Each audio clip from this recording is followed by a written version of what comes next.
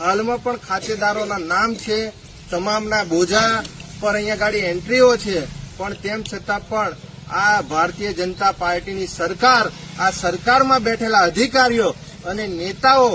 થઈ અને ટ્રસ્ટ બનાવી અને આ તમામ આ આદિવાસી જમીનોને હજુ પણ ₹1 વળતર નથી આપ્યું કે એમને કોઈ પણ જાતનો ન્યાય નથી આપ્યો. તેમ છતાં અહીંયા ગાડી કરોડો રૂપિયાના પ્રોજેક્ટો અહીંયા ગાડી બનાવવામાં આવી રહ્યા છે. આ સ્થાનિક લોકો પોતાની જમીનો પર જે આ બાંધકામ થઈ રહ્યું છે ગેરકાયદેસર, એ બાબતે રજૂઆતો કરે છે તો એમની પર ખોટા કેસો કરી દેવામાં આવે છે, ખોટી એફઆઈઆરો કરી દેવામાં આવે છે. અહીંયા ગાડી અમારી પાસે તમામ કાગળિયા છે. અહીંયા ગાડી જે ઉચ્ચ કક્ષાના જે અધિકારીઓને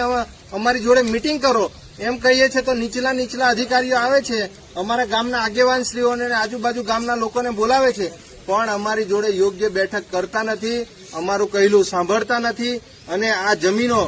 જે બોજો બોલે છે એવી જમીનો પર અત્યારે ઘણા બધા ટ્રસ્ટો બનાવી અને આ